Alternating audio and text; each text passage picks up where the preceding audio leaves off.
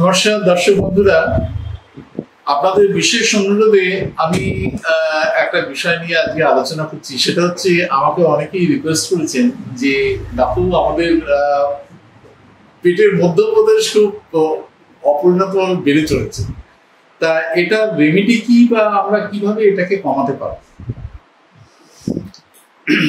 সেটা হচ্ছে যে এই যে বেলি ফ্যাট কমাতে গেলে কতগুলো পদ্ধতি আপনাদের ফলো করতে হবে। সেটা আপনারা জেনে রাখুন যে আমরা যারা ইন্ডিয়ান বা সাউথ ইস্ট এশিয়ান, তাদের জেনেটিক প্রিডিসপোজিশনই থাকে যে আমাদের এই পেটের মধ্যে ফ্যাটটা জমা, যেটা ওয়েস্টার্ন কান্ট্রির লোকদের মধ্যে ফ্যাটটা বেশি থাইতে গিয়ে জমা হয় বা বাটাকে গিয়ে জমা হয়।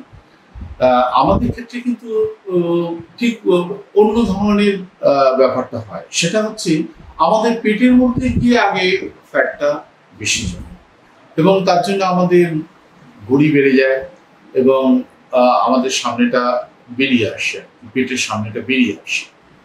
এবং এই ভুঁড়ি কমানোর জন্য প্রথমত কতগুলো আপনাদের পদ্ধতি পালন করতে হবে। সেটা হচ্ছে খাওয়া দাওয়ার নিয়ম করে আপনাকে খাওয়া দাওয়া করতে হবে। সেটা কি খাওয়া দাওয়া করবেন বা কিভাবে করবেন সেটা আমি ধীরে ধীরে আসছি। দ্বিতীয়ত কথা হচ্ছে আপনাকে এক্সারসাইজ করতে হবে, ভালো করে এক্সারসাইজ করতে হবে এবং কি ধরনের এক্সারসাইজ করতে হবে এবং কি ধরনের এক্সারসাইজ আপনি করবেন না সে সম্পর্কে আমি ডিটেলসে বলছি।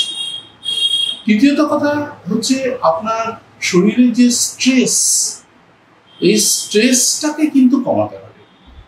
এই স্ট্রেস যদি আপনার শরীরের মধ্যে থাকে তাহলে কিন্তু আপনার পেটের ভুঁড়ি কোনোদিন কমবে না। দ্বিতীয়ত কথা হচ্ছে যে যারা পোস্টমেনোপজাল ওমেন, যাদের ধরুন মাসিক বন্ধ হয়ে গেছে, তাদের কিন্তু একটা মেজর প্রবলেম যে হঠাৎ করে পেটে চর্বি জমে যাওয়া এবং চর্বি বাড়তে থাকা। সেই ব্যাপারে আপনারা কি করবেন আমি ধীরে ধীরে আস্তে আস্তে আপনাদের বলছি। সেটা প্রথমে আমি খাওয়া দাওয়া ব্যাপারটা নিয়ে করি। সেটা হচ্ছে আপনাকে প্রচুর পরিমাণে শাক সবজি এবং ফাইবার কন্টেনিং ফুডস কিন্তু খেতে হয়। এই ফাইবার কন্টেনিং ফুড করে কি, আমাদের দেহে যখন আপনি ওরা ঢোকে আর কি, ফাইবার কন্টেনিং ফুডটা আমরা খাই, তখন হয় কি ওরা এক্সেস পরিমাণ কার্বোহাইড্রেট, সুগার, কোলেস্ট্রল এগুলি করে কি সাথে করে নিয়ে পায়খানার সাথে বের করে দেয়। ফলে আপনারা প্রচুর পরিমাণে গ্রিন লিফি ভেজিটেবলস খাবেন এবং ফাইবার কন্টেনিং ফুডস খাবেন। আমাদের খাবার অন্যতম স্পাইস যেরকম হচ্ছে ধরুন আমরা এলাচ, লবঙ্গ, দারচিনি খুবই ভালো। সকালবেলা উঠে একটু দারচিনির গুঁড়ো যদি জলে মিশিয়ে খান তাহলে কিন্তু আপনার শরীরের ওজন কমবে এবং পেটের ভুঁড়ি কমবে। শশা অবশ্যই একটা ভালো ফল। বেরিজ, শশা এবং হাই নিষ্পাতি, হাই ফাইবার কন্টেনিং ফ্রুটস গুলো খাবেন। ফ্রুটস বেশি খাবেন না, ফ্রুটস বেশি খেলে কিন্তু আপনার ভুঁড়ি কমবে না, কারণ ফ্রুটসে প্রচুর পরিমাণে ফ্রাক্টোজ থাকে, সেটা লিভারে গিয়ে কিন্তু ফ্যাটি লিভার করে। এরপর হচ্ছে যে কিছু কিছু খাবার, যেরকম আমরা বলি apple cider vinegar. Apple cider vinegar আপনার খাওয়া কিন্তু শরীরের পক্ষে ভালো। অ্যাপেল সাইডার ভিনিগারটা কি? অ্যাপেল সাইডার ভিনিগারটা হচ্ছে একটা অ্যাসিটিক অ্যাসিড। এটা খেলে হয় কি আপনার হজমটা ভালো হয় এবং আপনার খাবারের মধ্যে যে পুষ্টিকর জিনিসগুলো থাকে, ট্রেস এলিমেন্টস যেমন পটাশিয়াম, জিঙ্ক, ম্যাগনেসিয়াম, ক্যালসিয়াম, এগুলিকে অ্যাবজর্পশন হতে হেল্প করে এবং আপনার বডিতে ইনসুলিন রেজিস্ট্যান্সটাকে কিন্তু কমিয়ে দেয়। ইনসুলিন রেজিস্ট্যান্স যখনই কমাবে তখনই আপনার দেহে ইনসুলিনের পরিমাণ কিন্তু কম লাগবে এবং যত ইনসুলিন কম আপনার বডিতে সিক্রেশন হবে তত কিন্তু ভুঁড়ি আপনার কমবে, পেটের ফ্যাট কমবে।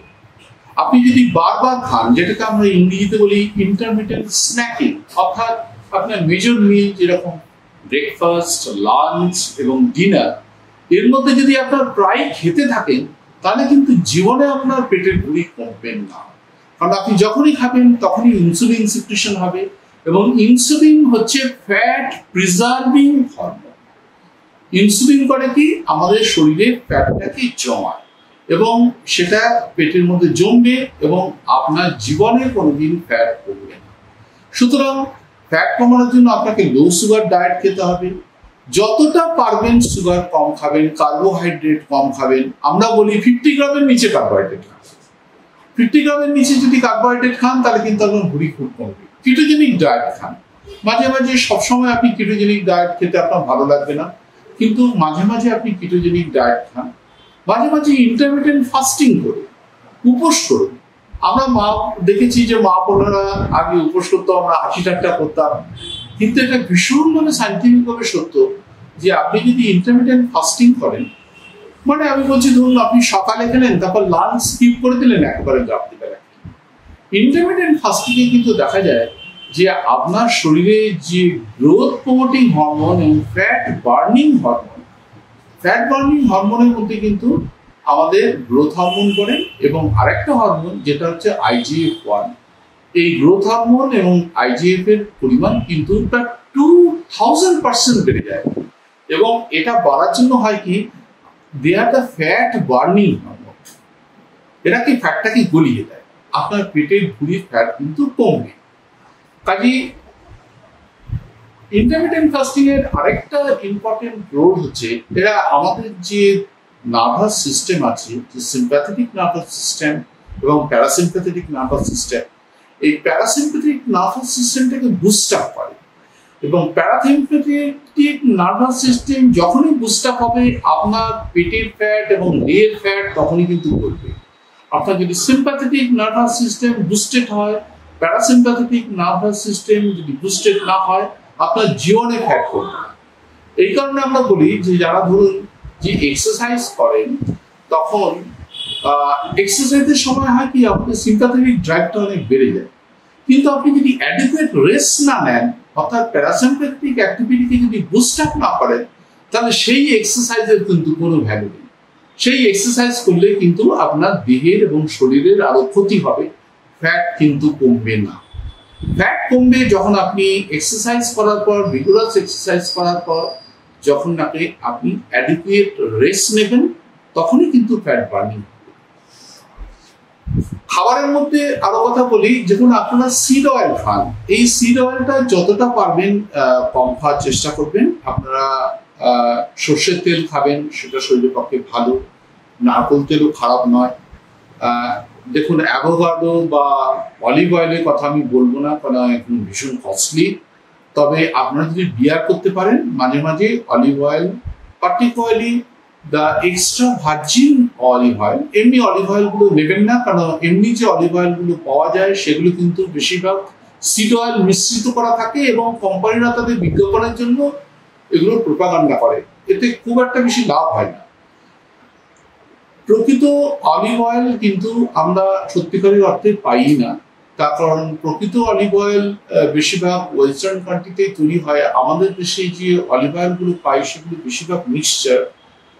তার জন্য আপনাদের আমি বলবো যে এক্সট্রা ভার্জিন অলিভ অয়েল একটা ছোট বটল কিনুন, বিভিন্ন ধরনের স্যালাড করুন, শসা, টমেটো, ধনেপাতা বা পালং শাকের পাতা, বিভিন্ন রকম স্প্রাউটেড বিনস, ছোলা, মটর, এগুলো দিয়ে একটা ভালো করে স্যালাড করবেন। তার মধ্যে 1 চামচ এক্সট্রা ভার্জিন অলিভ অয়েল দিন, বেশি দেবেন না, কেন প্রচুর ক্যালোরি, 1 চামচে 45 কিলো ক্যালোরির মতন ক্যালোরি।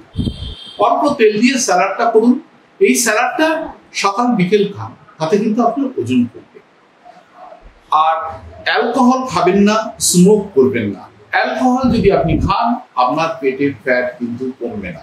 আপনি যদি ওয়াইন খান আপনার পেটের ফ্যাট কিন্তু কমবে না, কারণ অ্যালকোহলের ইস্ট্রোজেনিক এফেক্ট আছে এবং এটা টেস্টোস্টেরনকে কমায়। যত আপনার ইস্ট্রোজেনিক অ্যাকশন হবে আপনার পেটের ভুঁড়ি বাড়বে, আপনার থাইয়ে ফ্যাট বাড়বে এবং শরীরে ফ্যাট কিন্তু বাড়বে। জল সাধারণত আপনারা স্টিলের বটলে বা কাচের বটলে রেখে জল খান, প্লাস্টিক বটলে রেখে জল খাবেন না, কারণ প্লাস্টিক বটলে রেখে জল খেলে প্লাস্টিক, মাইক্রোপ্লাস্টিক গুলো জলের মধ্যে মেশে এবং তাদের কিন্তু ইস্ট্রোজেনিক এফেক্ট রয়েছে, এটা মনে রাখবেন। তাদের কিন্তু ইস্ট্রোজেনিক এফেক্ট রয়েছে এবং এই ইস্ট্রোজেনিক এফেক্টের জন্য আপনার পেটের ভুঁড়ি কিন্তু কোনো অংশে কোনোদিন কমবে না। আপনারা তাহলে ভালো ভালো কি খাওয়া করবেন, যেমন ডিমের মধ্যে প্রচুর পরিমাণে আপনার প্রোটিন রয়েছে, অথচ কার্বোহাইড্রেট প্রায় নেই বললেই চলে। এই প্রোটিন, হাই ক্লাস প্রোটিন যদি আপনার বডির যে চাহিদা সেই অনুযায়ী যদি আপনি খান, যেমন আমি সবসময় বলবো যে গ্রাস ফিড, যেটা অর্থাৎ মাঠে চড়া, যেমন ঘাস খাওয়া, যে খাসি বা পাঠা মাংস যদি আপনারা খান, এটা কিন্তু শরীরের পক্ষে সবসময় ভালো। আপনি পাঠার মাংস বলি বা রেড মিট বলেই চমকে উঠবেন না, কেন যেসব খাসি বা পাঠা যারা গ্রেইন ফুডস খায়, যেমন ভুট্টার দানা খাচ্ছে, এগুলো ভালো না, কিন্তু যারা মাঠে চড়ে খায় তাদের মাংস কিন্তু সত্যি ভালো এবং তাতে খুব একটা ক্ষতিকর হয় না। বরঞ্চ আপনারা যে রেগুলার যে চিকেন খাচ্ছেন, চিকেন ব্রেস্ট খাচ্ছেন, এগুলো ভীষণভাবে ক্ষতিকর। প্রচুর পরিমাণে কেমিক্যালস থাকে, স্টেরয়েড থাকে এবং প্রচুর পরিমাণে ওমেগা 6 ফ্যাটি অ্যাসিডস থাকে। কিন্তু দেখা গেছে যে ঘাস খাওয়া বা মাঠে চড়া যে খাসি বা পাঠা, কচি পাঠা এরা পাওয়া যায়, এদের মাংসে কিন্তু ওমেগা 3 ফ্যাটি অ্যাসিড কম্পারেটিভলি অনেক বেশি থাকে এবং প্রচুর পরিমাণে ভিটামিন, মিনারেলস, আপনার যা চাই, calcium, magnesium, zinc, selenium, B vitamins, সমস্ত কিছু মাংসের মধ্যে আছে। এবং মাংস খেলে কিন্তু আপনার শরীর খারাপ যে হবে, এই কথাটা একেবারেই ভুল। তবে এই নয় যে আপনি প্রায় মাংস খেতে থাকবেন, প্রায় চর্বিওয়ালা মাংস খেতে থাকবেন, তা নয়। মাংস যাতে চর্বি না হয় এবং ঘাস খাওয়া মাংস খাবেন, তাতে শরীরের পক্ষে ভালো। আপনি যে হাই ক্লাস প্রোটিন গুলো খাবেন, সেহেতু কিন্তু আপনার শরীরের মধ্যে একটা ফ্যাট বার্নিং হরমোন সিক্রেশনস হবে, সেটার নাম হচ্ছে গ্লুকাগন। এই গ্লুকাগনটা থাকে হচ্ছে ইনসুলিনের পাশে, এটা হচ্ছে ঘরশত্রু বিভীষণ। অর্থাৎ ইনসুলিন যা কাজ করে, গ্লুকাগনটি উল্টো কাজ করে। সেটা হচ্ছে যে গ্লুকাগন সিক্রেশনস, যদি হাই প্রোটিন ডায়েট খান তাহলে গ্লুকাগন সিক্রেশন হবে এবং গ্লুকাগন সিক্রেশনস হলে কিন্তু ইনসুলিন সিক্রেশনসটা কমবে এবং আপনার ফ্যাট প্রিজার্ভেশনস কম হবে। কাজে হাই ক্লাস প্রোটিন খাবেন, ফাইবার কন্টেনিং ডায়েট খাবেন এবং ওমেগা 3 ফ্যাটি অ্যাসিডস যুক্ত খাবারগুলো খাবেন, কারণ এটা ফ্যাটি লিভারকে প্রিভেন্ট করে এবং আপনার শরীরে গ্রোথ হরমোনের প্রমোট করে। এরাও গ্রোথ হরমোন সিক্রেশন করতে কিন্তু হেল্প করে। ওমেগা 3 ফ্যাটি অ্যাসিডস প্রচুর পরিমাণে আছে আপনার মাছের মধ্যে, পার্টিকুলারলি সামুদ্রিক মাছ, স্যালমন, সার্ডিনস, বা আমাদের মাংসের মধ্যেও প্রচুর পরিমাণে আছে, ডিমের মধ্যে প্রচুর পরিমাণে ওমেগা 3 ফ্যাটি অ্যাসিডস আছে। তবে এটা জানবেন যে আমাদের যে কমার্শিয়াল ডিম আমরা খাই, তাতে কিন্তু ওমেগা 3 ফ্যাটি অ্যাসিডস অত বেশি নেই। যেগুলো মানে মাঠে চড়া মুরগির ডিম, যেহেতু দেশি মুরগির ডিম, বা হাঁস যারা নাকি মাঠে নদীতে পুকুরে চড়ে বেড়াচ্ছে, তাদের ডিমের মধ্যে কিন্তু প্রচুর পরিমাণে ওমেগা 3 ফ্যাটি অ্যাসিডস আছে। অ্যাভোকাডোর মধ্যে প্রচুর পরিমাণে ফ্যাটি অ্যাসিডস আছে। আপনার খুব সস্তা খাবার যেটা হচ্ছে চিয়া সিডস এবং ফ্ল্যাক্স সিডস, বাজার থেকে আপনারা কিনে খেতে পারেন, তার দাম খুব একটা বেশি নয়, তার মধ্যেও কিন্তু প্রচুর পরিমাণে ওমেগা 3 ফ্যাটি অ্যাসিডস আছে। এবং এই ওমেগা 3 ফ্যাটি অ্যাসিড সম্পূর্ণ খাবার খেলে কিন্তু আপনার পেটের ভুঁড়ি কমবে এবং আপনার শরীরের ওজন কমবে। আপনারা কড লিভার অয়েলও খেতে পারেন, কড লিভার অয়েলও খুব ভালো। কড লিভার অয়েল আপনারা শরীরের পক্ষে অত্যন্ত ভালো, এতে প্রচুর পরিমাণে ওমেগা 3 ফ্যাটি অ্যাসিডস আছে, ফ্যাট রয়েছে এবং এটা খেলে কিন্তু শরীরের ওজন কমে। ক্রুসিফেরাস ভেজিটেবলস যেমন ব্রকলি, ব্রাসেলস স্প্রাউট, তারপর হচ্ছে আপনার ফুলকপি, বাঁধাকপি, অ্যাসপারাগাস, এগুলোর মধ্যে কিন্তু কিছু কেমিক্যালস আছে, সালফোরাফেন বা বিভিন্ন ধরনের কেমিক্যালস আছে, যেগুলো কিন্তু আপনার শরীরের ওজন কমায় এবং ফ্যাটি লিভার কমাতে কিন্তু সাহায্য করে। কাজে এইসব খাবারগুলো আপনারা রেগুলার বেসিসে খাবেন। ডাল খাবেন, ডাল খুব ভালো, ডালের মধ্যে প্রচুর পরিমাণে ফাইবার এবং প্রচুর পরিমাণে প্রোটিনস রয়েছে। হ্যাঁ, ভাতের পরিমাণটা কমিয়ে দিন, রুটির পরিমাণটা কমিয়ে দিন। কার্বোহাইড্রেট জাতীয় রিফাইন্ড যে কার্বোহাইড্রেটস গুলো পাওয়া যায়, কোল্ড ড্রিঙ্কস, বিভিন্ন ধরনের পেস্ট্রিজ, পিজাস, বা ধরুন ময়দাজনিত যেগুলো দিয়ে বিস্কিটস গুলো তৈরি করা হয়, চিপস, এগুলো খাওয়া বন্ধ করে দিন। এগুলো কম খেলে কিন্তু আপনার পেটের ভুঁড়ি কমবে, আপনার শরীরের ওজন কমবে। অ্যালকোহল খাবেন না, আমি আগেই বলেছি, অ্যালকোহলে কিন্তু শরীরের ওজন বাড়বে এবং এরপর আমি বলি আপনাদের এক্সারসাইজের কথা। এক্সারসাইজ আমি আগে আপনাকে বললাম, হাই ইন্টেন্সিটি এক্সারসাইজ করবেন। হাই ইন্টেন্সিটি এক্সারসাইজ করে অ্যাডিকুয়েট রেস্ট নেবেন। ধরুন একদিন হাই ইন্টেন্সিটি এক্সারসাইজ করলেন, 3 দিন 4 দিন রেস্ট দিলেন, তারপর আবার হাই ইন্টেন্সিটি এক্সারসাইজ করলেন। হাই ইন্টেন্সিটি এক্সারসাইজ করলে আপনার বডি ইমিউনিটি বাড়ে, আপনার মাইটোকন্ড্রিয়াল বুস্টিং আপ হয় এবং আপনার শরীরে ওজন কমবে, বেলি ফ্যাট কিন্তু কমবে।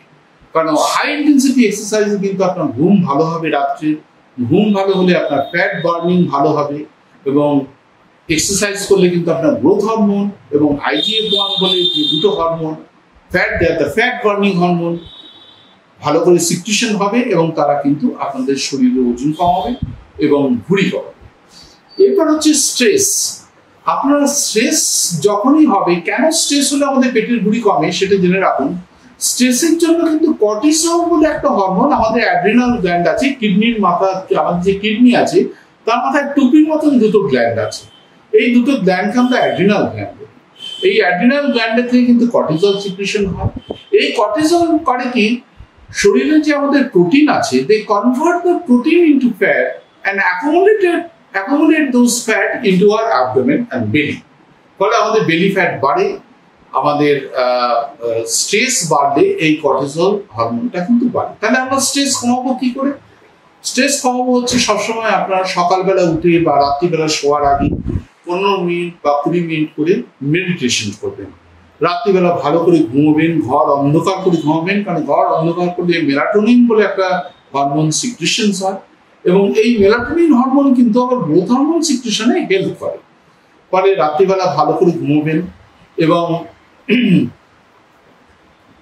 যদি আপনাদের নিজস্ব যে যে হবিগুলো আছে, যেমন কেউ গান করেন, কেউ গার্ডেনিং করেন, কেউ কোনো ছবি আঁকেন, সেগুলো হবিগুলো ভালো করবেন। এতে কিন্তু স্ট্রেস রিলিফ হয়। স্ট্রেস রিলিফ হয় কিন্তু আপনাদের যেমন পটাশিয়াম, ম্যাগনেসিয়াম এবং ভিটামিন D3 রিচ যে খাবারগুলো আছে সেই খাবারগুলো আপনারা খাবেন এবং জিঙ্ক রিচ যেগুলো খাবারগুলোতে কিন্তু জিঙ্ক, ম্যাগনেসিয়াম, পটাশিয়াম, এরা কিন্তু ন্যাচারাল ট্রাঙ্কুইলাইজার।